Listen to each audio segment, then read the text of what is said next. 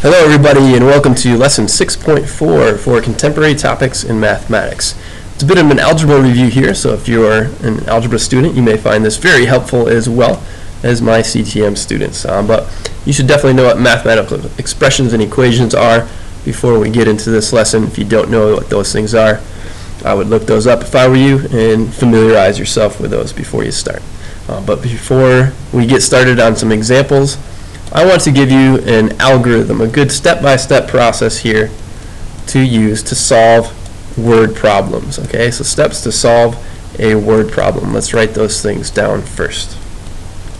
So this is a good process, a highly effective process to use.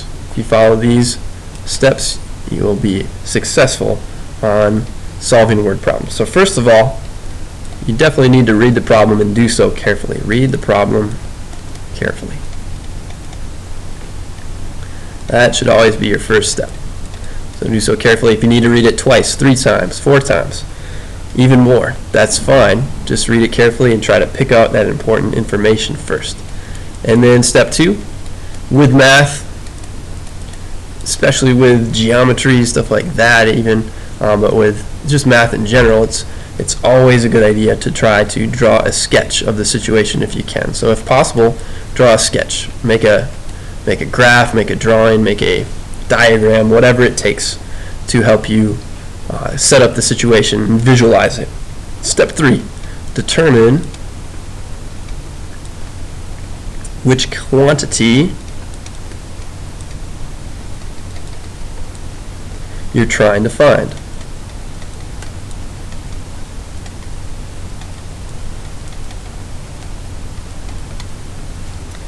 And then choosing variables. Usually it's a good idea to choose a variable that starts with the same letter as what you're talking about, but you can choose whatever variable you want to. But especially when there's more than one variable, more than one thing that changes within the situation, then having those letters starting with the same thing you're looking for, you're choosing to represent it with, that's always a good idea if you can. So choose a variable to represent this quantity.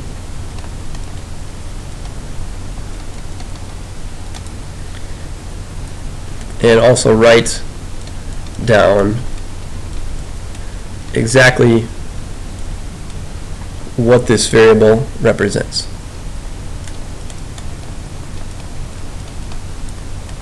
So make sure other people that would be reading your solution know what these things represent, what you're talking about, what each variable or letter you've chosen is standing for. And then step 4, you're going to try to convert the word problem into an equation. So write the word problem as an equation.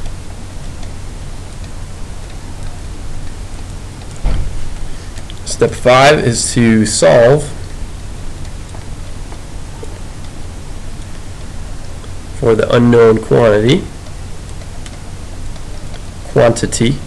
I'll enunciate my T's there. And then after that, sometimes the quantity you solve for, sometimes the variable doesn't actually represent the answer to the question. So you need to then answer the question or questions asked. So I'll put a S in parentheses there. In case there's more than one question, answer both or all 3 or however many there are. And then finally step 7, if possible, and usually this is very possible to at least verify that it makes sense, but check the solution. So go back to your original equation. If that was a solid equation, you should be able to plug your answers back in and see if you got it right. So these 7 steps should help you immensely when you're solving word problems. We're going to go over 4 different word problems here. Then there are actually 4 word problems and then one kind of introductory type thing talking about mathematical expressions and equations. But 4 more word problems after that. And there's going to be 4 more in your book. I think there might actually be more than that. Let me double check that quick. Nope, they just have 4 examples. So 4 additional examples in your book to help you to understand better how to do word problems. Check those out so that you have a total of 8 word problems there. Each word problem is a little different. There's always a little twist to word problems, so you have to think carefully, think it through logically, and go through those 7 steps again. Write the problem or read the problem carefully, draw a sketch, etc. Go through the steps every time. But first of all, let's start just with a little mathematical expression and equation practice. So let's convert the following phrases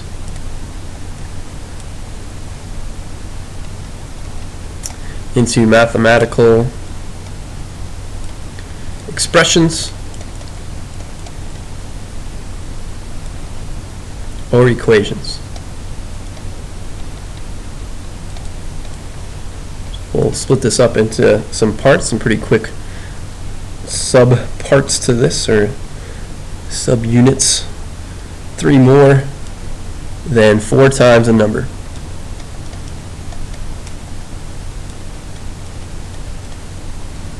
So for each one of these, we'll call our variable x. The number will be x. So if we're saying 4 times a number, that's going to be 4x, and then 3 more than that would be plus 3. So you could write this as 4x plus 3, or you could even write it as 3 plus 4x. Either one of those things would work. 4 times the number. And then as we go through these parts, let's underline the certain phrases, and then above those we'll write in our different color what that part means. So 3 more than, that would be the plus 3 part, so we have plus 3 and then 4x plus 3, or 3 plus 4x. Both of those things would work. For part B, let's say we had this as our phrase instead. 6 times a number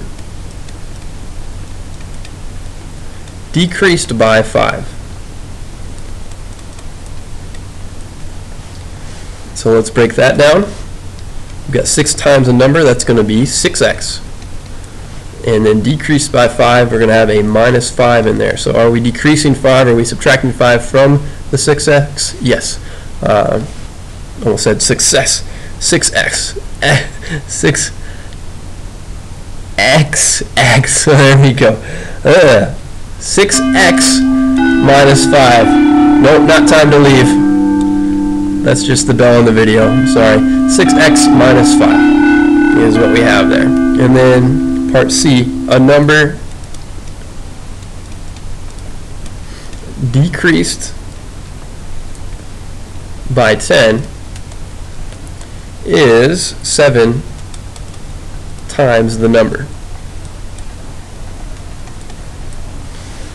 And different color one more time. A number, that's just going to be our x part, and then decreased by 10. So if we take x and subtract 10 from it, that's exactly what we're looking for. Is, if you ever see the word is, think equals in terms of an equation, and 7 times the number would be 7x. And so what we have here is x minus 10 equals 7x, or 7 times x.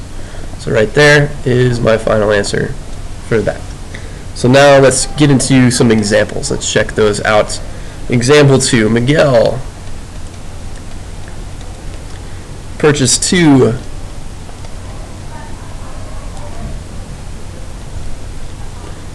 new pairs of pants for $60 total.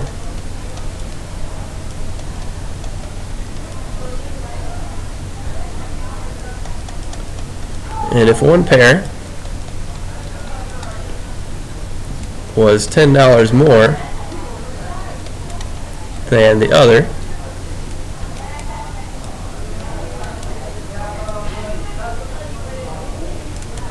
how much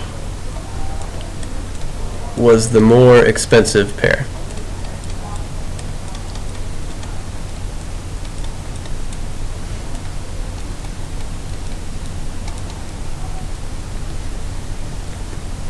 Sometimes these kinds of problems, word problems, will be easy enough to do by trial and error, but I'm not looking for that. I need to see that you can set up an equation. So with all these problems, show me that you understand the process here. Show me that you understand how to use this algorithm.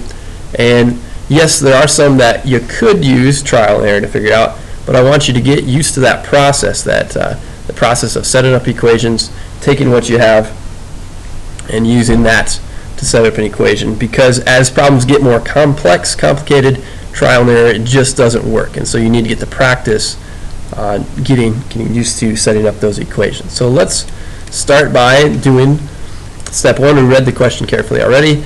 If possible, draw a sketch. I don't think a sketch is really going to be all that helpful with this one. It could be. You might find that useful.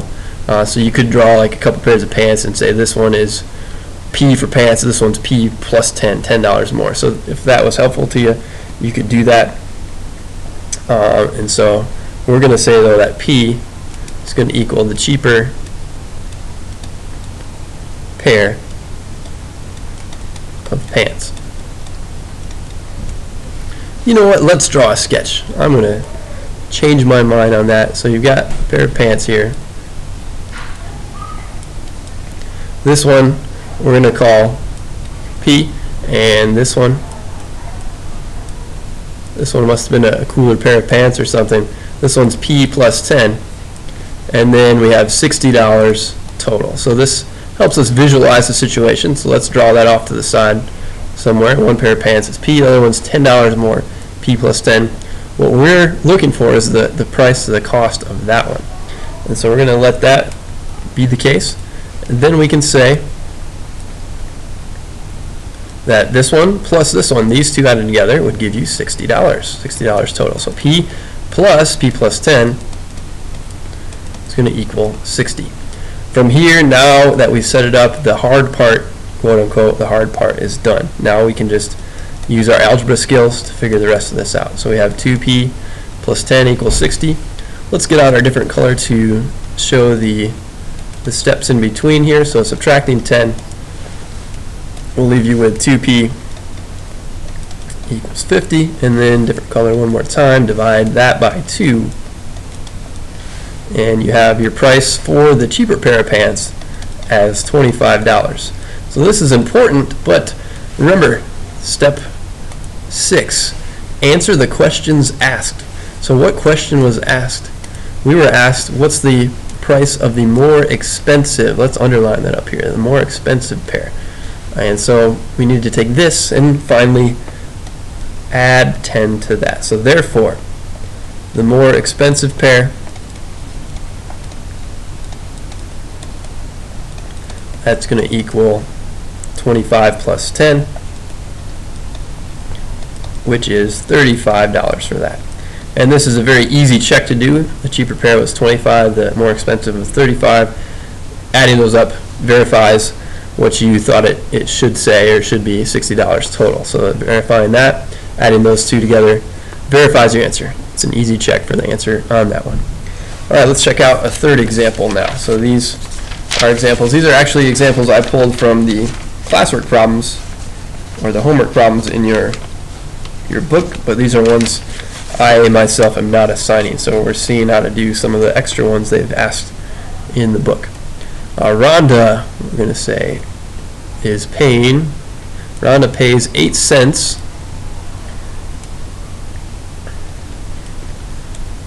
to make a single copy. We're going to say she's at a copy shop, maybe not a coffee shop, but a copy shop. Office Depot, Best Buy, I think they have copy services there. Hopefully those stores are still in business when you're watching this video. But she is considering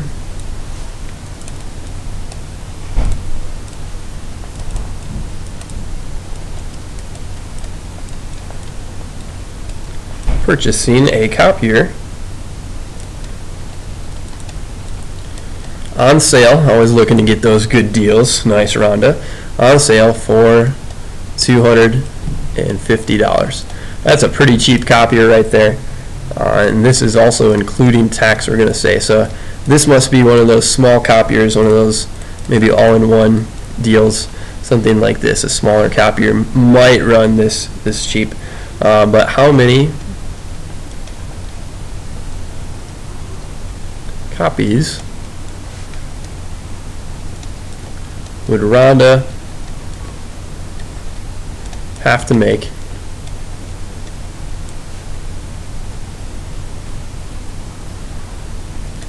in the copy shop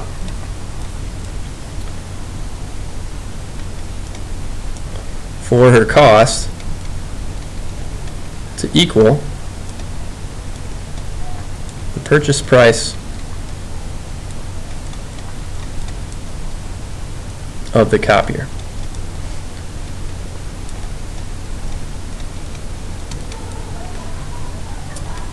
So let's think this through. Go through our steps. We read it carefully. And then step 2, we're trying to draw a sketch of this if we can. Let's draw a little sketch off to the side. So sometimes a sketch might not be necessary, but it's still helpful, I think. So we have each copy is 8 cents per page.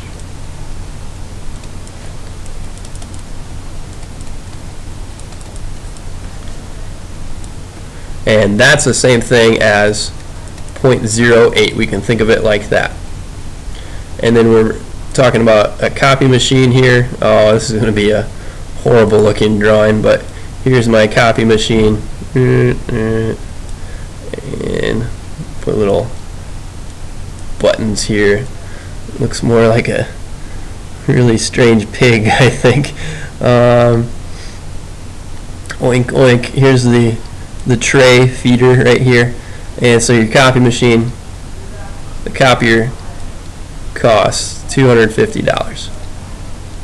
So this will be a little sketch off to the side. How can we solve this though for the question asked? We're trying to figure out how many copies do you have to make to equal the purchase price of the copier. So how many copies is it? That's our variable. That's what's changing. Let's say C equals the number of copies made.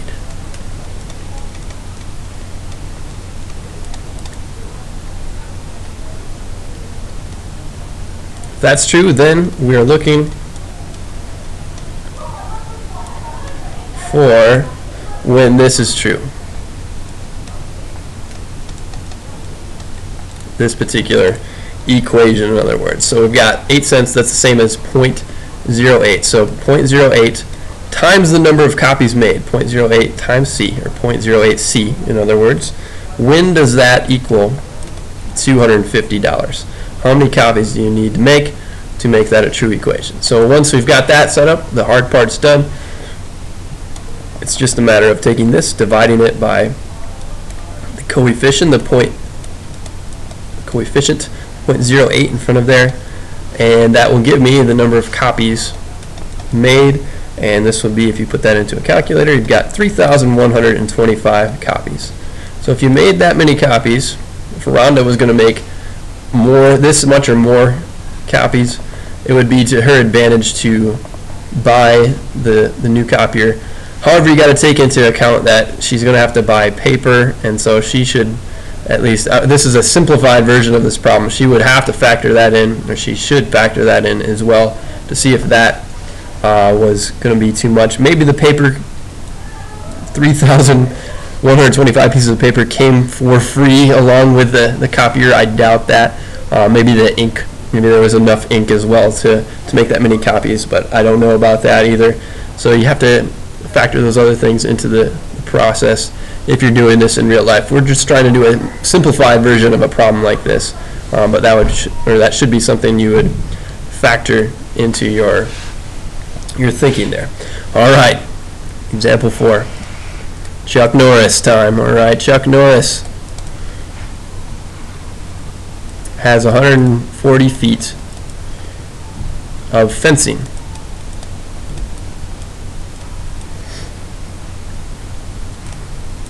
With which he wants to build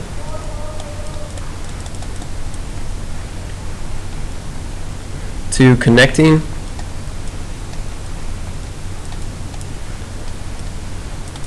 adjacent square pens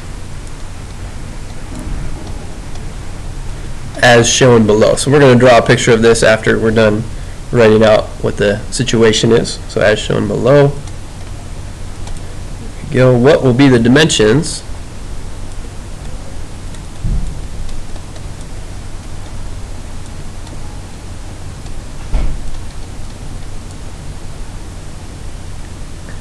if the length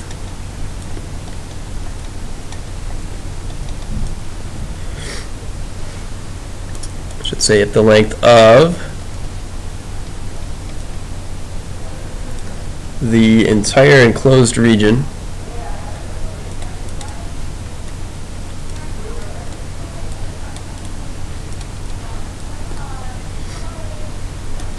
is to be twice the width.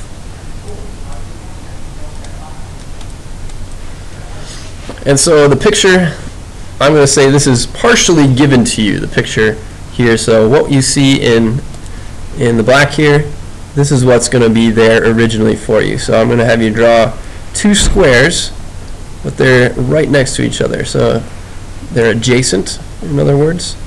And we're going to say these are connecting, so maybe Chuck's going to make a gate going back and forth between these here and here. And you're going to also be told this to start. So this would be something that maybe was drawn in the book to start. That this part was L and this was W. From there, though, let's take out our different color and label some extra things in this picture. So this is additional items we could say would be true. If I know that the length here is L and the width here is W, I know that this would also be W. And I know that up here, this from here to here would also be L. So let's start off by thinking about that. And then over here, our solution. So let's think this process through. So we've drawn a sketch. We're going to refer back to this sketch and draw some extra things on there too.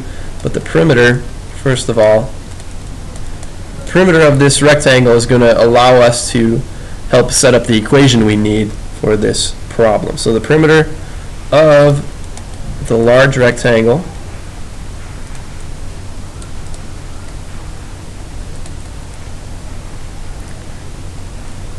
is 2W plus 2L. However, notice we've got this little extra part in here. So this has to be fenced right here as well. So the perimeter would be the fencing I would need around the outside, but I'm going to need this little part here too. So however, the middle length, I should say probably better would be to say the middle width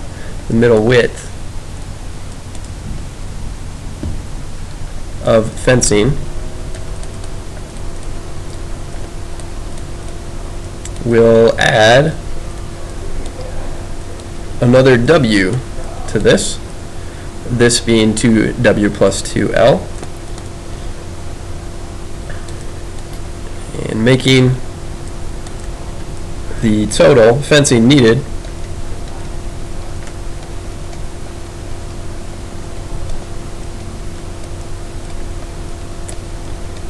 (2W plus 2L) plus another W, which is the same thing as saying 3W plus 2L.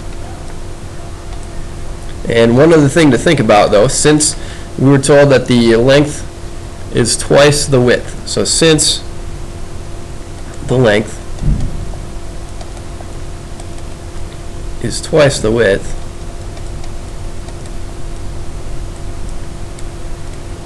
we can also say one more thing that we need to know, that L equals 2 times W. And then from there, now we can set up our equation. So therefore, we can say that 3W plus 2L, that would equal 140. That's the total amount of fencing. So we've got 3 W's, 1, 2, 3 here, plus the 2 L's here and here. That becomes, you could write that as 3W plus 2 times 2W. So I'm taking this 2W right here. Let's circle that here in our different color and say that's going in right there. I'm replacing L with 2W. That equals 140. So here I've got 3W plus 4W equals 140. I'm running out of space here, so I'm just going to finish this off up here. 7W equals 140 then, and that, using our different color, finish this off, divide by 7. Finally, that implies, that tells us that W, the width, is 20 feet. And then, because the width is 20 feet, I can finish this problem off. I got to answer all the questions that were asked. What will the dimensions be? What will be the dimensions? So then the length, then, we have to figure out both the width and the length. The length is going to be 2 times that, 2 times 20, which is 40 feet. Now I've answered all my questions. I can check my answers really quickly. I did mean to add this into here too, that this was W here, that was another W here, and all these, since it's 2 W's making up a length, we can put W there, there, and there. So you actually have 1, 2, 3, 4, 5, 6, 7 W's. If you take 7 times 20, you get 140, and so you got 20 feet, 40 feet, 60, 80, 100, 120, and 140 right there. So just enough, had the right amount of fencing. My favorite Chuck Norris joke in terms of math, the math-related Chuck Norris joke, is that Chuck Norris counted to infinity twice. Yeah, Chuck Norris is that amazing. Okay, and example 5. Final example here, say the Gilberts. This is the Gilbert clan, the Gilbert family. Get rid of that apostrophe. The Gilberts, there we go, purchased a car from this guy. And this guy too, 100% financing. Wow, that's amazing. Okay, great. Those are nice pink suspenders right there too, and it's a nice, I think he's smoking a cigar. Oh boy. If the total cost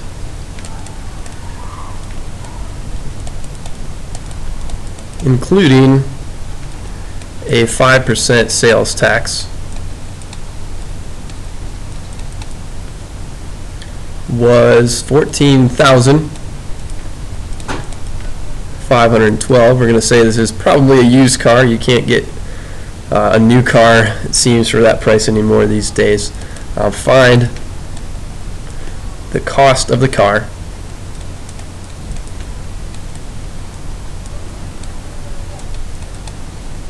before tax. And this definitely is not going to be in California either, because 5% sales tax, that is a thing of the past here in California, that's for sure. Most places have a much higher sales tax rate than there. I know it varies from city to city quite a bit in California. The cities can add or subtract a little bit onto that sales tax.